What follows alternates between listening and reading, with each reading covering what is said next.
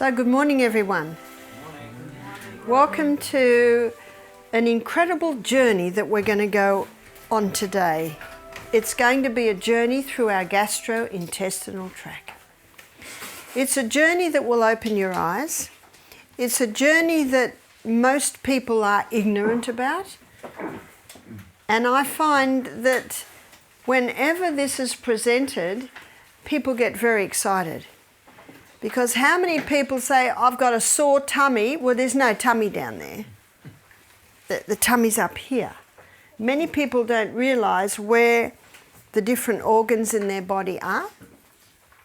And when you are ever presenting to the guests, always keep it very, very simple. We're going to go a little bit complicated today, but as I have mentioned to you before, I need to go very deep with you so that you understand why you present the skim or the light things that you do.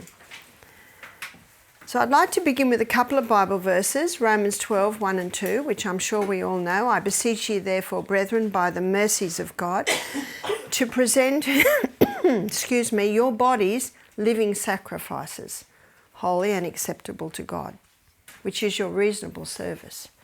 But be not conformed to this world. What does this world do? Eat all day long? Eat anything they want? But there are certain laws that govern the functioning of the gastrointestinal tract. There are certain laws that when you adhere to them, everything runs well. But when you break them, you get disharmony. And do you remember that statement we looked at, page 100 of Education on Sabbath, where it says, to transgress his law, whether it be physical, mental or moral, is to place oneself out of harmony with the universe, to invite discord, anarchy and ruin. Breaking the laws that govern the gut can cause many problems. And when you break the laws that govern the gut, you can even go to the point of defiling your body. And 1 Corinthians 3, 16 and 17, know you not that ye are the temple of the Holy Ghost, which is in you, which you have of God? Sorry, no, that's not it. I've mixed it up with the next one. Let's go back again. 1 Corinthians 3, 16 and 17, know you not that ye are the temple of God, and the Spirit of God dwelleth in you? If any man defile the temple of God, him shall God destroy, because the temple of God is holy, which temple ye are. There are many who are diligently keeping those laws, but they're actually defiling this temple of God because of what's happening in here. Digestion begins in the mouth. Now it's in the mouth, and it's in the mouth only, that I myself and I, here's the I word again, I am the one that chooses. And this is what I choose regarding the mouth. I choose what goes in. Is that right? I choose how long it stays in the mouth. Is that right? And the only exposed bone in the body is the teeth. And we should chew, chew, chew. Dr. Kellogg said, if you only chew a nut a few times, all those little lumps of nut, guess what happens? They come out the other end. You haven't been able to access the nutrients that are in that nut. We should be chewing food until it's a liquid. You've probably heard that old saying, we should drink our food and chew our drinks. And when our guests are fasting, we always ask them to put the juice in their mouth, put the glass down and swish it around in their mouth a few times and then swallow. And what's swishing any liquid in your mouth a few times is it warms a little bit. If you drink something very cold and fast, don't you often get a headache? And you know what the stomach has to do now? Warm it up. Because it's not going to let that cold fluid go into your warm body, your warm blood. Do you know what that means? On a really hot day, drinking cold water can make you hotter because your body has to expend energy to heat that up. So we have say over how long it's in there. We have say over how often it goes in. Is it going in every 2 hours? Or is it going in with periods between? We also have say over the environment of entry. Ellen White says, cast off care and anxious thought when you sit, do dine. In other words, no controversial issues are to be discussed at the table. We also choose whether we drink with our meals or whether we drink between our meals. And you'll find out what happens when we drink with our meals as we get down to the next organ of digestion, which is the mouth. So it is in the mouth where I choose what goes in, when it goes in, how long it's in the mouth, the environment of entry. I choose that. And what I choose affects everything all the way down. And the last one is, I choose how much. Do I eat this much, or this much, or this much? That's why if I do eat at night, and I don't always eat at night, remember paupers sometimes don't eat. If I do eat at night, it is very light. It is very small. But in the morning and at lunch, I eat substantial meals. So how much? Now, did you get those 5? I choose what goes in, I choose how much goes in, I choose when it goes in, I choose how long it stays in the mouth, and I choose the environment where I eat. So if someone's very, very busy, and very, very hungry, and they've got a whole lot on, do you know what I say? Have a smoothie. Have a smoothie. You need something, or even some almond milk with maybe a little bit of protein powder in it, a touch of stevia, but you need something. But when you're this busy and this fast, if you eat in a rush, you won't digest properly, as we will see. The mouth has a pH that is alkaline.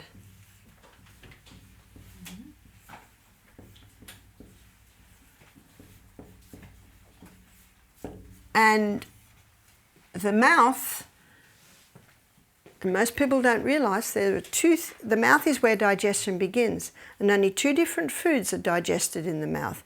Now, I know I am guilty of information overload. Can anyone remember the fat that is broken down in the mouth? The saturated fat. Yeah. So the enzyme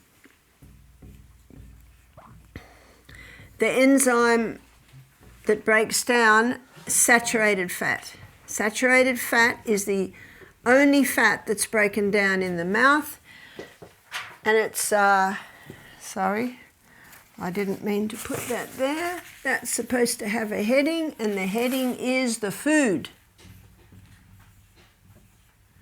So these are our headings. We're going to be looking at what its pH is, what the enzyme is, and what the food is. The food is saturated fat. And the enzyme that breaks down the saturated fat is lingual lipase. Lingual lipase is released from the sublingual gland that sits underneath the tongue, and lingual lipase breaks down saturated fat. And that should be organ. Sorry, I got talking at breakfast time when I should have been drawing up my board. So the organ we're looking at is mouth. Is anything else broken down in the mouth? We're coming to the time of the week where I'm starting to ask you questions.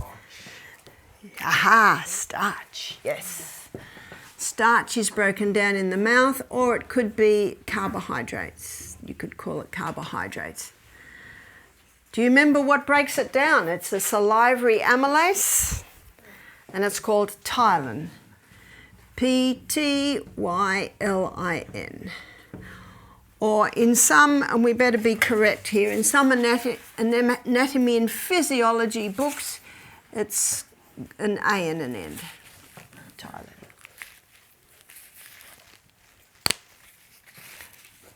So ptyalin breaks down starch. And when does Tylen appear, students? When the molars are through. And this is why we never feed babies starches.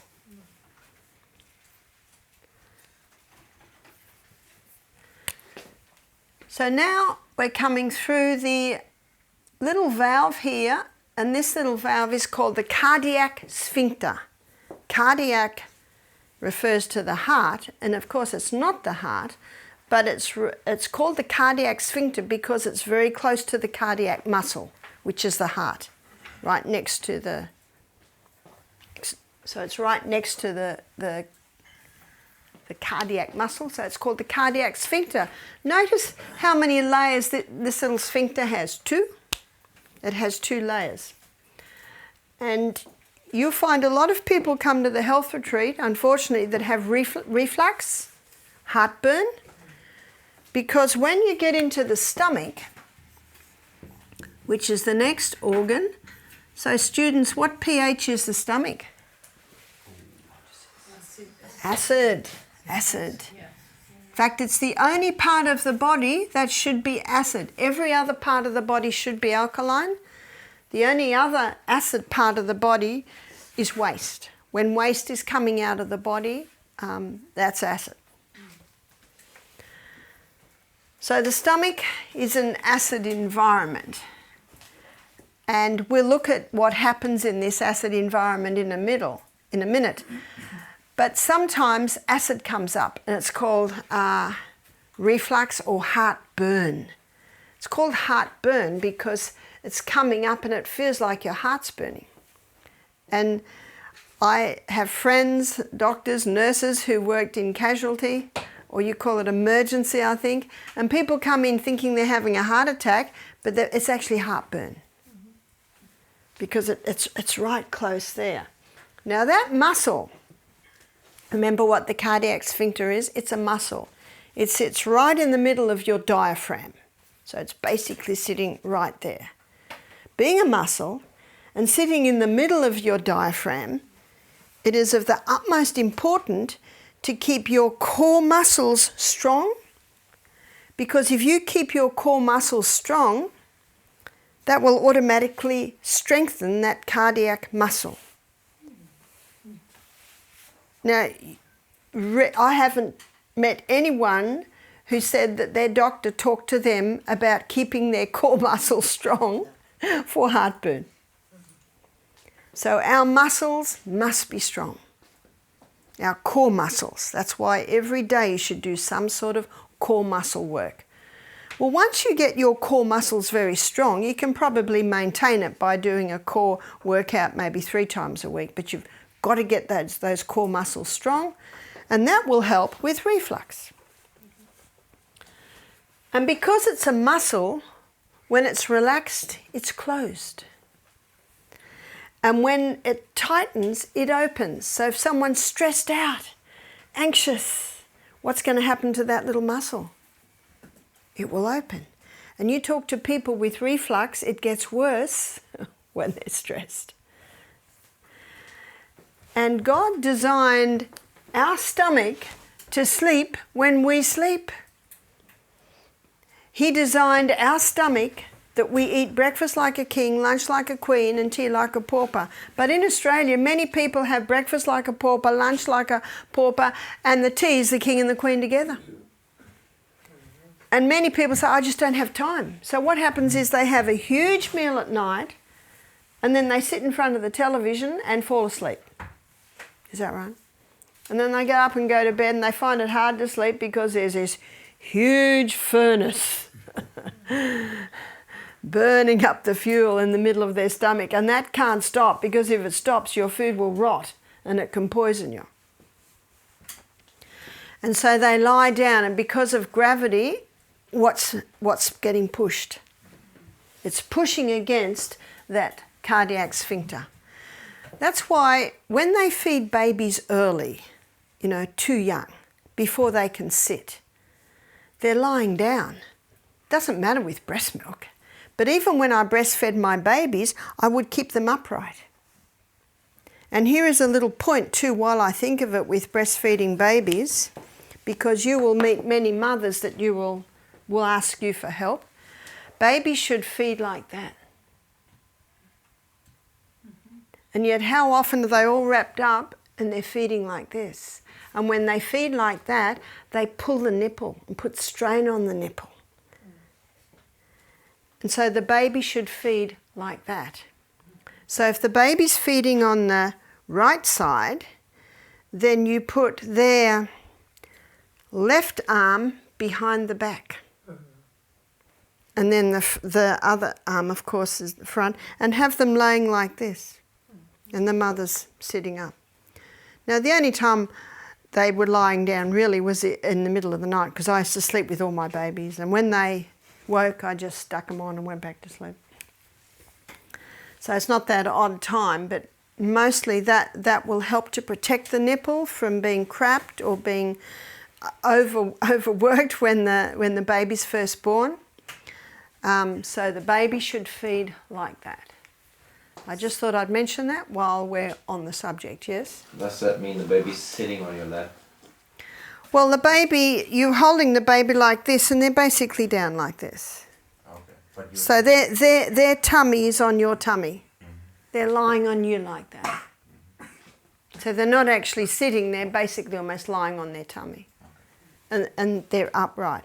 But when babies are fed this mush, this mushed up stuff, before they can sit, they're lying down. And yet we should be upright with gravity when we're feeding. Another reason why feeding babies soft things before they have teeth is another reason why it defies reason. So, to heal reflux. Number 1, strengthen the core muscles. Number 2, have breakfast like a king, lunch like a queen, and tea like a pauper. And no drinking with the meals. And I'll show you why that happens, because we need strong hydrochloric acid to be able to break down our food. And what does water do to acid? Dilutes it. It dilutes it. That's right. That's right. And the other thing you can do for people with reflux is give them magnesium. Magnesium is a muscle relaxant. So when someone has severe reflux, we give them 500 milligrams of magnesium citrate 4 times a day, before each meal and before they go to bed at night. If they're having 3 meals, before their soup. If they're not having a 3rd meal, they don't have to have it. What kind of magnesium was that? Citrate? Yeah. Citrate is a very absorbable form of... That sounds quite a lot, because I heard that magnesium, if you overdose magnesium, you can die from it. We give it to our guests all the time, and they don't die. I hope so. So, yeah. Whew, it's all right. Now, this is quite a strong dose, but as they manage that, then you lessen it off. You see that?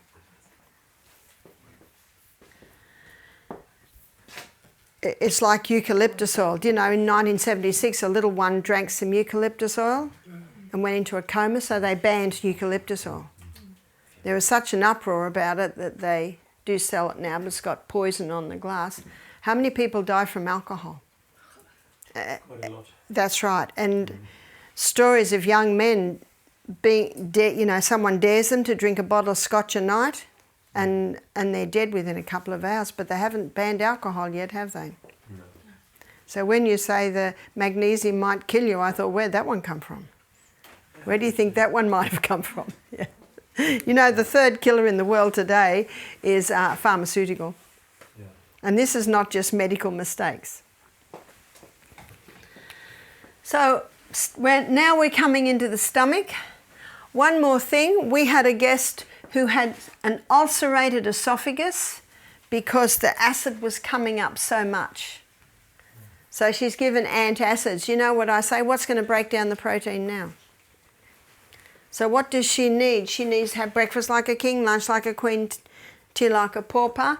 strengthen the core muscles, magnesium to close that, and then a herb that will coat and soothe and heal the lining of the gut. Students, what would be the best herb? Not cayenne pepper. It has a place. Chamomile tea can relax them, but slippery elm, remember what it does? Coats, soothes and heals the lining of the gut. Now when someone has been on medication to stop the acid for a long time, what they're now showing is that it can cause colon cancer because the food's getting down there not broken down properly. And as you'll see when we get down here, more bacteria has to be created to try and deal with that. But I did meet a man who had conquered his reflux. He'd been on Nexium for 25 years. That's a most common drug that they give for that. And he conquered it with cayenne pepper. So there we are, he conquered it with cayenne pepper. How did cayenne pepper conquer it? It boosted his hydrochloric acid. Because he'd been on this inhibitor for so long, then the cayenne pepper boosted it, yes? And it must have also increased the blood flow for him to heal. But That's true. I would suggest aloe vera or slippery elm. Yes, aloe vera or slippery elms can certainly coat and soothe the healing of that. If they take a glass of slippery elm and it's still hurting in half an hour, we'll take another one. It's a very safe herb. So let me show you the lining of the stomach. The lining of the stomach looks like this, big folds, big folds. And they are lined with gastric glands. And 2/3 of those gastric glands, so that's 2/3, about that much, release mucus. And what that mucus does is it causes a thick wall to be covering the lining of the stomach to protect it from what's released here. So what's released here is hydrochloric acid. And hydrochloric acid could burn a hole in your skin. What's also released, and these are the little glands called parietal glands, what's also released is pepsinogen.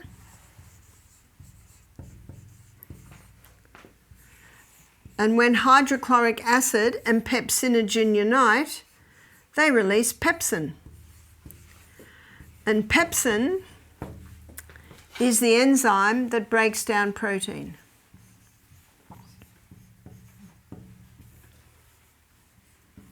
It starts protein breakdown.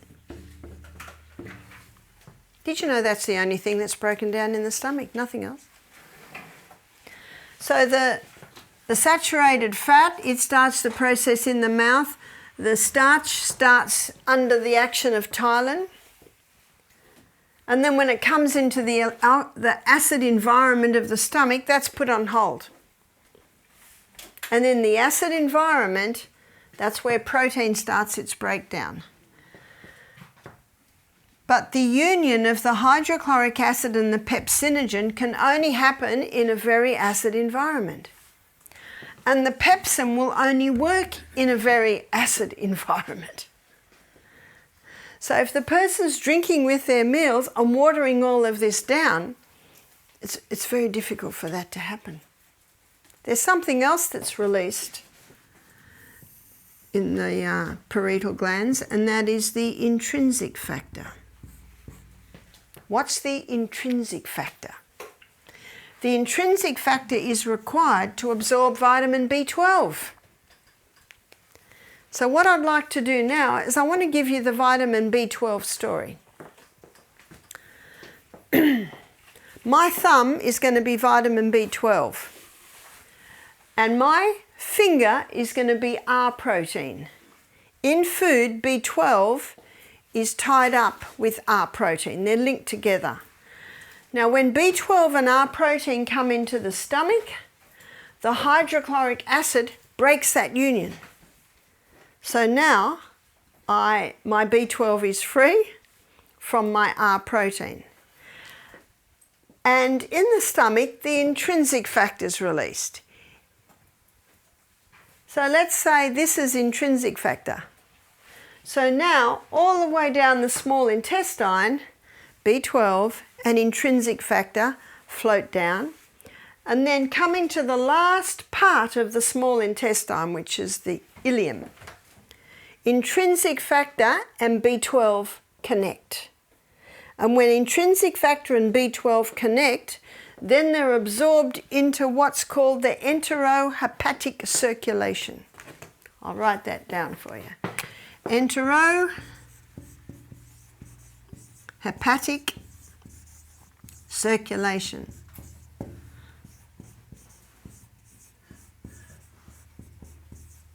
So what's the enterohepatic circulation? Hepatic is liver. So the enterohepatic circulation is a circuit that goes between the liver and the ileum.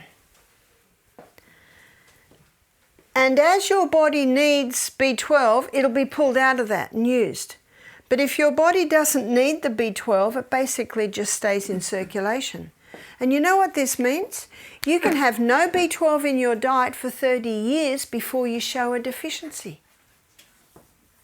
So if someone is continually showing a B12 deficiency, it could be low hydrochloric acid that can't break the R protein from the B12. It could be low intrinsic factor, because if you don't have the intrinsic factor, you can't absorb your B12. So if someone has low B12, what should we be asking? Why? Why? That's why one of the first supplements people will be given if they have low B12 is sublingual B12. So it'll go straight into the bloodstream and won't require the intrinsic factor. B12 is a bacteria, so you'll find it in cultured foods like the sauerkrauts, miso. You'll find it being an airborne bacteria. If you pick, it's like yesterday, I went out and I picked oregano. And the oregano is clean. And I pick it, I chopped it up just before we served it. You got some B12 in your lentil stew. Now, if I had just put manure on my garden, I would wash it. If the cats had been on that garden, I would wash it. But what's B12? It's a bacteria. If I eat an apple straight off the tree, I'm getting B12. If I eat a strawberry straight out of the garden, I'm getting B12. Dr. Neil Nedley, in his book Proof Positive, he has the research in there that shows that B12 is found in organically grown root vegetables. We probably got some in our potatoes yesterday. You don't need much B12. If a person continually shows low B12, can you see you've got to put your detective hat on and find out, now why is this happening? That's the B12 story. So you asked yesterday if you need to give your baby B12. No, as long as the mother has good amounts of B12, it will come. So hydrochloric acid has a few roles in the body.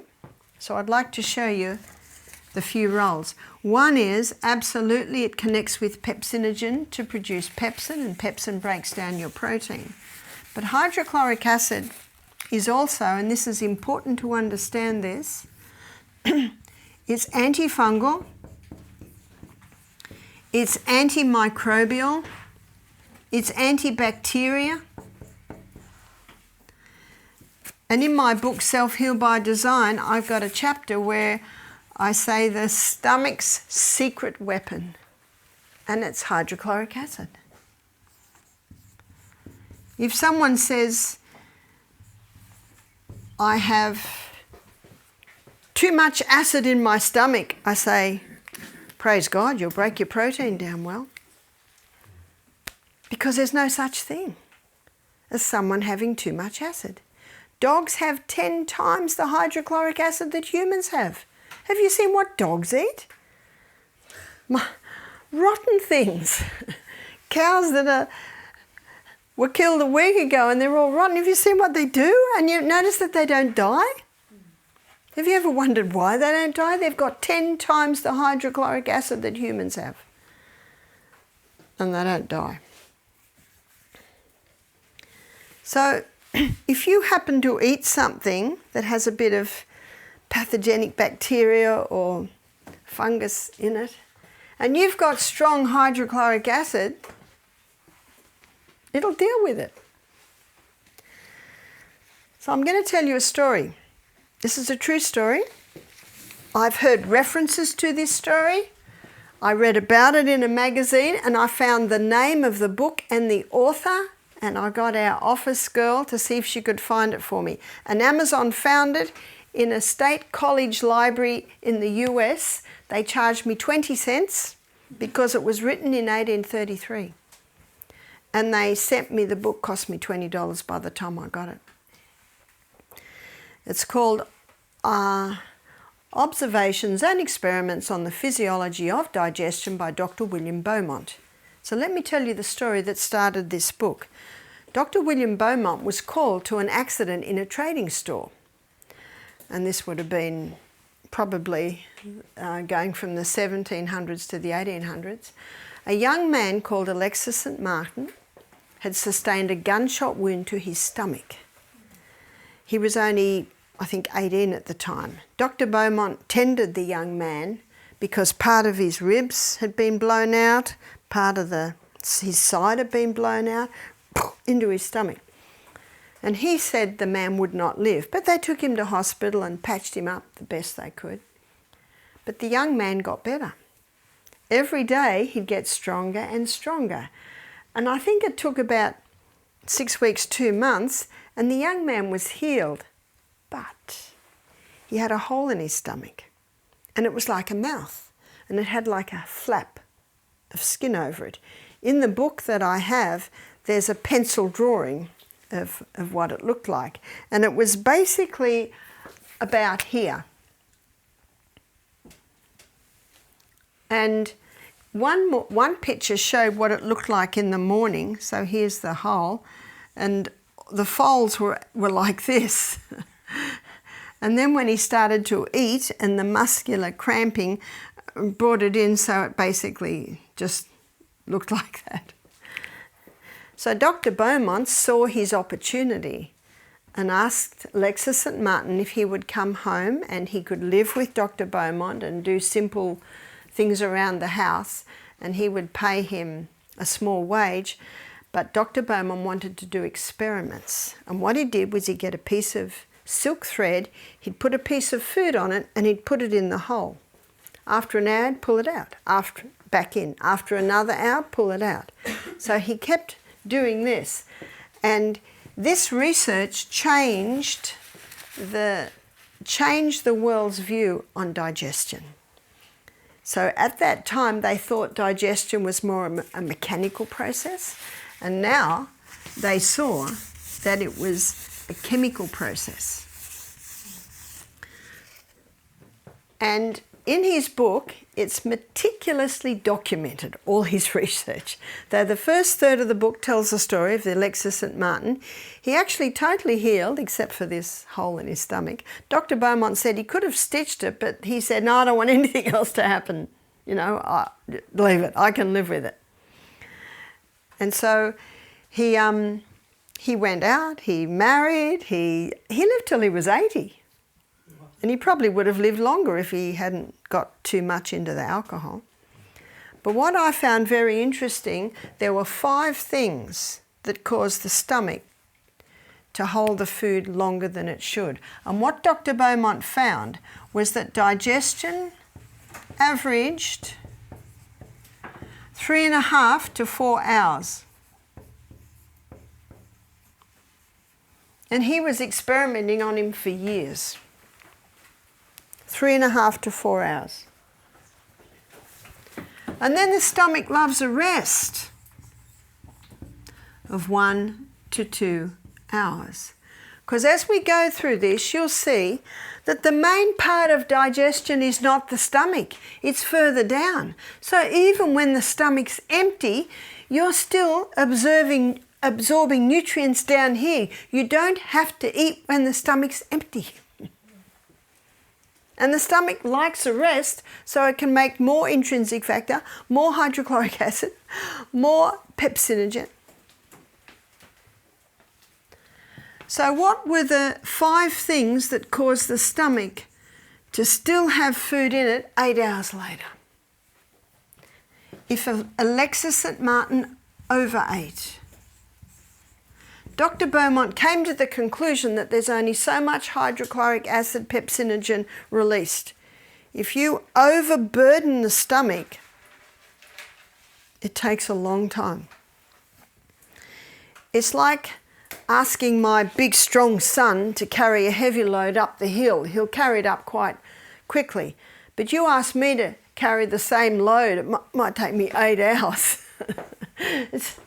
The stomach can only digest so much at a time. So if ever he overate, the food was still in the stomach 8 hours late. If he often ate, if he ate between meals, let me show you what's happening. I'm going to draw the stomach a bit bigger so that I can illustrate, because I don't want to mess up my nice gastrointestinal tract there. So here is stomach. So let's take us right now. Food from breakfast is in the stomach. Pyloric sphincter shuts. The reason why this valve, called the pyloric sphincter, shuts, because there's a lot happening in there, and it's not going to let it out till it's broken down to the right stage. Dr. Beaumont, he suspected there are sensors coming out of there that tell when it's ready to come through.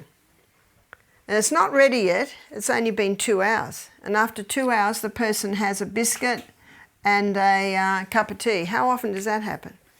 Or maybe a cake, or maybe a pasty, or maybe they're really healthy and they have a banana and a handful of nuts. Whatever it is, pyloric sphincter was just starting to open, the food was just coming through, and it gets the message, quick, shut the gate, something's just come in that's not broken down properly. So maybe this joins after a little while. Food has gone through a little bit. Biscuit joins. Pyloric sphincter gets the message. Yep, that's a bit better. We can open now. So that's coming through. Maybe we've got this much left. Oh no, it's lunchtime. Lunch comes in. Quick, shut the gate. Something's just come in that's not broken down. Can you see what happens? So at the end of the day, there can still be a remnant of breakfast in the stomach. Loma Linda University, about 20 years ago, did a whole lot of research on this very point, and they did it on nurses, and they found that the nurses ate 3 meals, and just before each meal they tested the stomach contents totally empty. But the next week they did breakfast and then a little something mid-morning, and then lunch and a little something mid-afternoon. They found remnants of breakfast still in the stomach at the end of the day. This is also important for parents, because some people think that you've got to give children little snacks. Isn't that right? And that's why I say to parents, be particularly cautious of grandparents.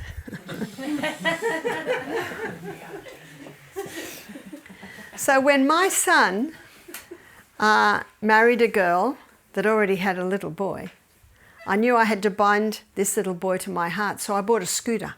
Do you know what a scooter is? 2 wheels, a plank, up there and handlebars, and you scoot. Yeah, scoot along, because he had a scooter. And we'd scoot all around the neighbourhood. They lived in the town. And one day she said, "Oh, can you get a few things from the shop?" I said, "Leroy, let's scoot to the shop." And off we went. That's why you must be keep fit so you can play with your grandchildren. So we went into the shop, and little Leroy, I think he was about 4, he ran up to the lolly counter, you know, the sweets. "I want this one, I want this one, I want this one." And I squatted down, eye to eye, and I smiled. I said, "This grandma doesn't do that." See what I'm smiling. You know what the smile says? I love you. But he doesn't quite like what's coming out of my mouth. And I said, "Let's buy some apples and make an apple pie for dinner tonight." So I went and bought apples. He came out smiling, but he didn't get what he wanted. If you feed the children well, so that they have a high fibre, generous protein, and great fats, and remember, the fats are concentrated, you don't need much, they will go the distance. And so if halfway between breakfast and lunch they say they're starving, they don't really know what the word means. And it's often one of the body's many cries for water. Give them water, give them a little bit of salt halfway through, and then you know what you do with the children? You distract them. Because children say they're hungry when they're bored. So I would just distract them. I told you the story yesterday of Peter. Hadn't eaten a lot of breakfast because he had to keep leaving the room because he kept crying. Notice what I did. Water, maybe a bit of soy milk or carrot juice if you've got it. And then half an hour before the meal he can sit on the chair and he can eat a carrot, and that will take a long, long time. But keep the distance and keep to the meals. Yes? Is tea also, because you mentioned tea, is tea also something that the body must digest? Herb teas are fine. Herb tea is certainly something you can have between. But what I thank God for now is the most popular way of eating is time-restricted eating. So look up time-restricted eating. It's all the go. It's the recent fad with eating. And you know what time-restricted eating is? Exactly what Ellen White says. There's a slight difference. They say eat twice in a 24-hour period, 6 hours apart. Well, what's the problem? The problem is they say eat at 1 and eat at 7. I don't know, if I didn't eat breakfast, I wouldn't be presenting very well right now. So one girl said to me, "Oh, I can't sleep at night. I've got too much in my stomach. I'm starting to fade by 10 in the morning, but I can't eat till 1. So she flipped it and she did what basically we're doing here. We're having breakfast at 8:30. We're doing the time-restricted eating. We're having lunch at 2, so we're having that 18-hour fast, or approximate that to the next day. Now what the research is showing, have a look at it, diabetics are conquering their diabetes, people are losing weight, brain function is increasing because poor old stomach is not being overworked.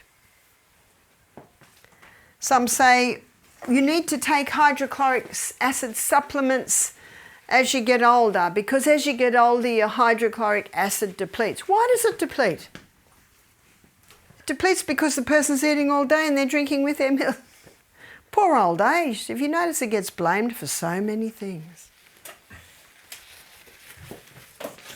So look into the time-restricted eating, and you know, as Seventh-day Adventist Christians, we certainly are referring a lot to Ellen White, but when you're teaching people who are not Christians, even atheists that don't know Ellen White, you know, it's really foolish to present that if they don't know it. So then you go to the science. Yes?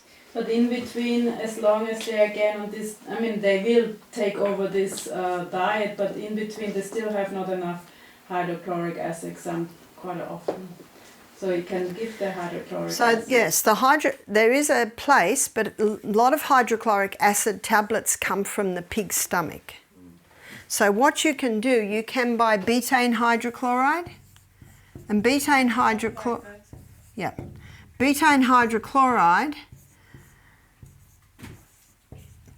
is an extract from beetroot.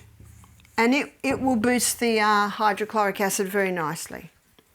So we have a company in Australia that have digestive aid, and they've got betaine hydrochloride in it, but the next ingredient was porcine.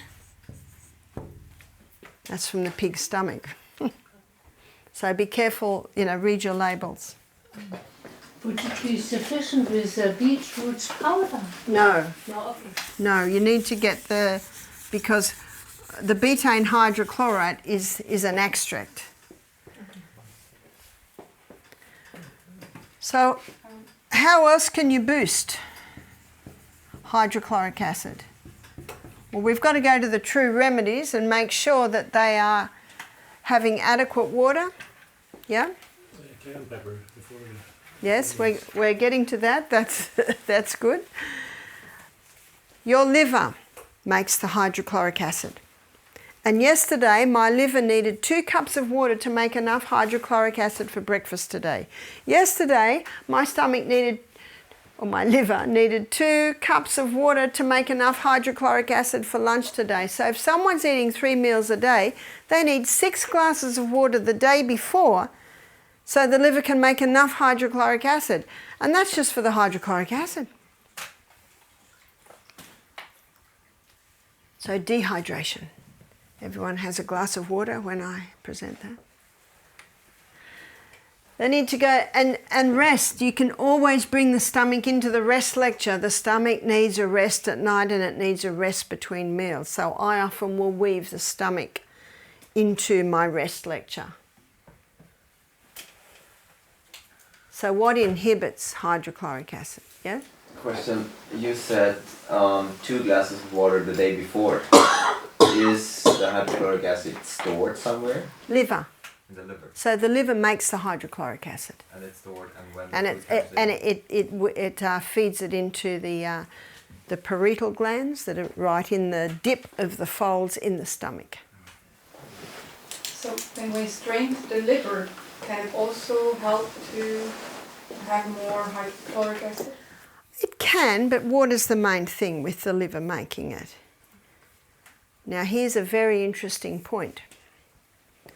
Your liver will only make as much hydrochloric acid as it made yesterday. There's a yardstick on how much hydrochloric acid to make. So if your hydrochloric acid is low, your liver is going to continually make low hydrochloric acid.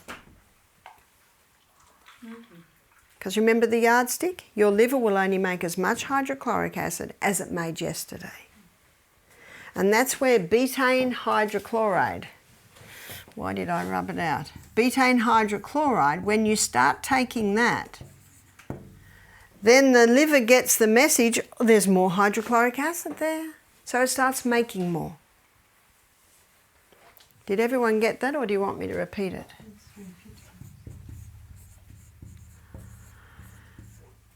Betaine hydrochloride. The liver has a yardstick or a measuring stick on how much hydrochloric acid to make every day. And it'll make as much as it made yesterday. So if hydrochloric acid levels are low, it'll continue to make low. But if you take betaine hydrochloride, then the liver gets the message there's more hydrochloric acid there. So the next day it'll make more. Yep. Is that depending on what you're eating? No, Not at all. no. So it's the same standard every year, every day. That's right, that's right. That's right. So it made 2 cups, let's say for illustrate, it made a cup yesterday. Well, it'll make a cup today because that's how much is in there. But what can exhaust hydrochloric acid is water with the meals, eating all day long, stressed with the meals, because stress, when our brain's stressed, the brain sends a message to the stomach, stop making hydrochloric acid. So that's where we get into the laws. Yeah? You can boost it in other ways also, or? Yep, you can. And one is cayenne pepper. That'll wake up anything.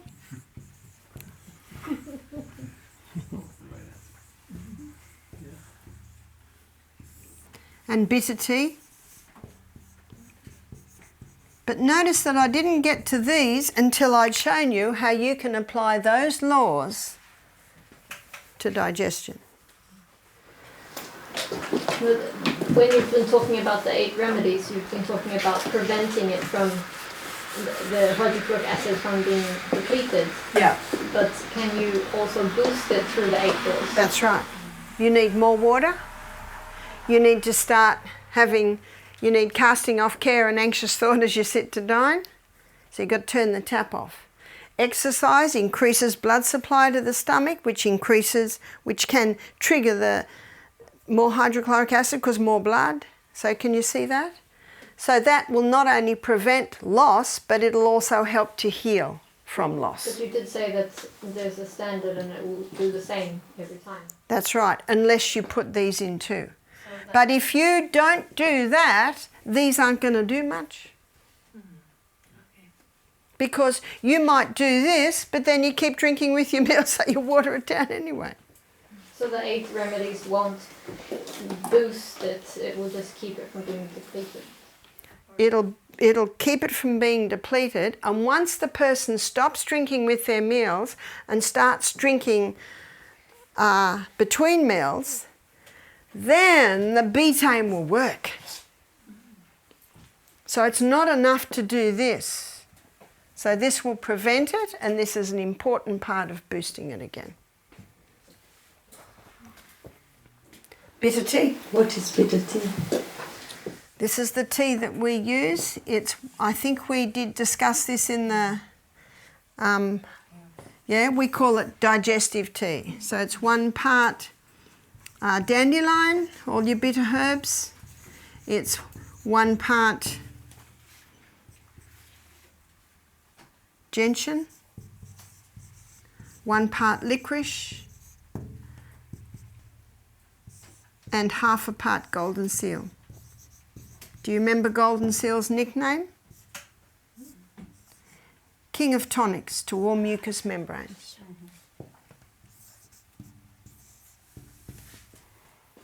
They're all roots, so you buy them as dried roots, you mix them together in the jar, and remember the rule of thumb, 1 teaspoon to 1 cup of water. If you come to Misty Mountain Health Retreat, before every meal you'll get a little 1/4 or 1/3 of a cup of hot bitter tea just before the meal.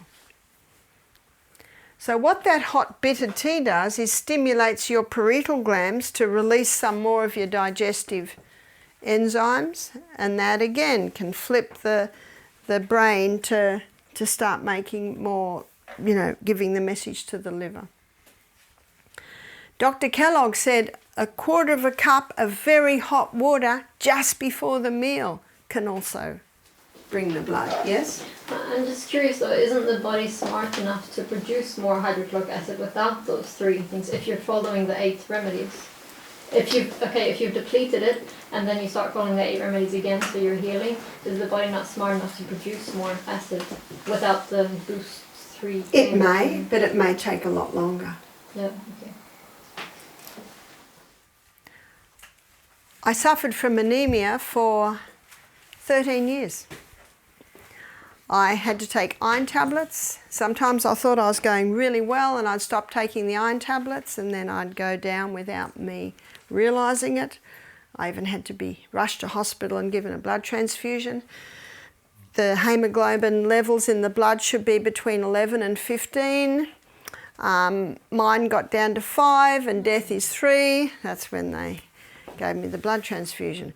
So I would diligently look after my body. I did not want that to happen. I went to specialists. I went to naturopaths. They said you should be eating more protein. They said you should be eating more dark green leafies. But I'd look at my children, they're eating exactly what I'm eating. So I went to my anatomy and physiology books. And I discovered that iron is bound up in food and it needs acid to free it from food. And having lived with an alcoholic and a drug addict for many years, and especially the last few years were incredibly stressful, I'd lost my hydrochloric acid through the stress. How do you know if you've got low hydrochloric acid? It's 5 hours after you've eaten and you feel like you've just eaten. I was not getting the iron out of my food because I had low hydrochloric acid. No one had ever discussed that with me. And the other thing I discovered, and one of the reasons they gave me the blood transfusion, is my ferritin. Ferritin is iron stores. So my ferritin levels, which should never go under 26, were 3. So the danger of my situation was I had low iron in the blood and I had no stores. So I remember when a doctor rang me up and he said, you've got to get in hospital immediately. You have an accident, you're dead because you've got no blood. So it was a crisis there. So I'm thinking, what's going on here? How did this happen? And when this happened, I'd already left home with my children. I'd married Michael. It was a happy, happy home. But you know what had happened? My body was in the habit. My body was in the habit of making low hydrochloric acid. My liver was making low hydrochloric acid because it made low yesterday. I didn't know all that. I was keeping all the laws. So Julia, sometimes you've got to do something quick. I got to do something quick. I don't want to have blood transfusions.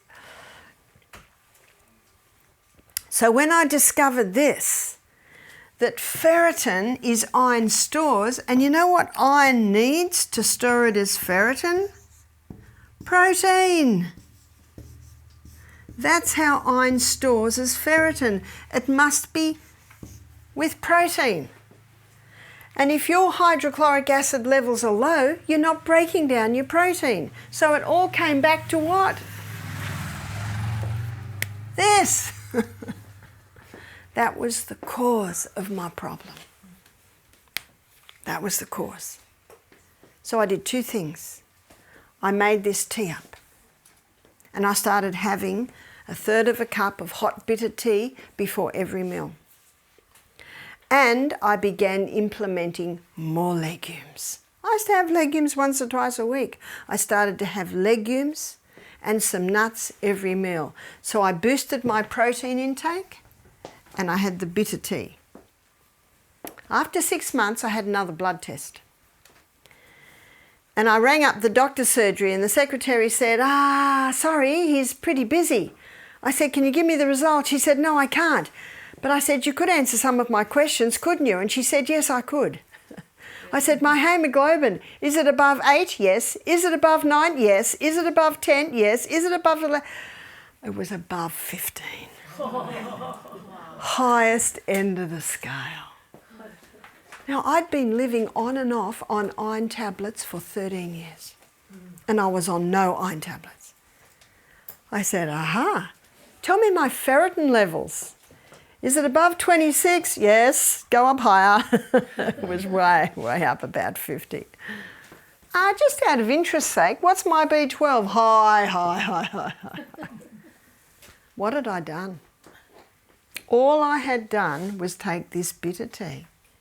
And that bitter tea stimulated not only my liver, but also my glands making the enzymes. So can you see the liver's getting the message? I didn't know about betaine hydrochloride then. So the experience I'm telling you was about, 15 years ago. 13 years I struggled with this. And 6 months of eating more protein and boosting my hydrochloric acid, my hair grew long. I started running up hills. I used to wonder why I couldn't walk up hills. I just didn't have enough blood in me because your blood carries as your oxygen. It was that simple. I rarely tell that story, but my husband says, Barbara, it's one of your most powerful stories. But I tell it to you as students because you will get people with anemia.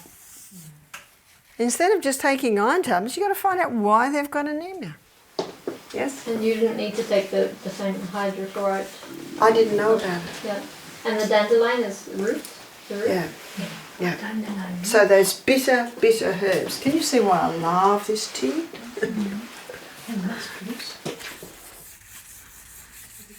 And can you see why I wrote a chapter in my book? The stomach's secret weapon, hydrochloric acid. And yet the great deceiver has deceived people into thinking they've got too much acid. There's no such thing. Unless you're a dog, but dogs don't seem to have a problem. Dogs don't get reflux. Dogs don't get stomach ulcers. So we're looking at what happens, or what was the cause of the food still being in the stomach 8 hours later. Stress. Whenever you're stressed, whenever you're anxious, the hydrochloric acid stops production. That's why I just love that statement from Ellen White. Cast off care and anxious thought as you sit to dine.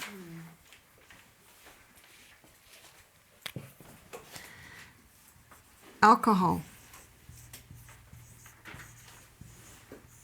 If he had alcohol with the meal, and how many people do that? That basically inhibited digestion, and large fluid with the meal. Now when our guests first come in, and we had 7 guests come in yesterday at Misty Mountain Health Retreat, and they come in and we serve the meal. And we see it all the time, they're looking around for the glasses and the water. And one day we even had a man get up and he said, well, does anyone want water? And then we're going, yes. And he said, can we have some water, please? They almost think we're being rude. So we smile very nicely and get a jug and water, and we say, we actually advise that you don't drink a lot with your meals because it can inhibit digestion. But we understand you're thirsty. A few mouthfuls will not hurt. And then, of course, when they hear the lectures and they hear why you shouldn't drink with your meals, then they understand. But you've got to have mercy on these people. They've never heard such a thing. They don't know. And it is true, a few mouthfuls will not hurt. We had a guy come who was having 3 glasses of water with every meal. Well, by the end of the week, he was having half a glass. And the student might say, he shouldn't be having any. I said, hey, he's gone from 3 to half a glass. He's doing well. We're getting there. We're getting there.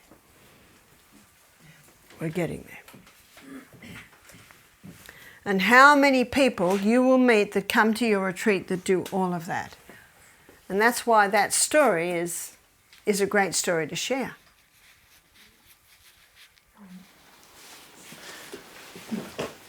I have a question to the ferritin. Yeah?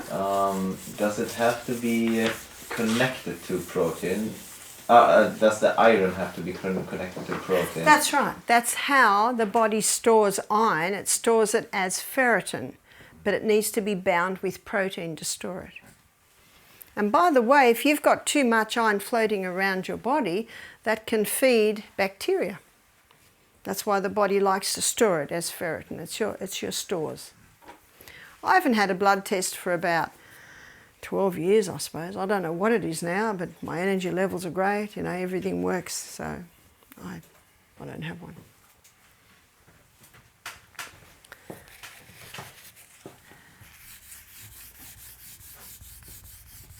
So let us move on in our journey. I'm stretching this out because I wanted to cover every single point in this. And I'm looking at the clock. I think it's time for us to have a break. So let's have a break and we'll continue. Yes? Can you buy that tea, or do you put it together, as you said, one part? There's only one place you can buy it, and that's Misty Mountain Health Retreat. Because it's our tea. But I did contact Bengt and see if Bengt. I'm getting it right, Bengt. To see if we could get those herbs so you could all try it, but they weren't easy to get. But I'm sure if you diligently try, you'll get them. Yeah. Would it be enough with artemisia? Would it be enough with Artemisia. I don't know what that is. Chinese Wormwood. Woodworm? Wormwood. Yeah, wormwood's very bitter, and the great thing about using wormwood is you'd kill your worms as well.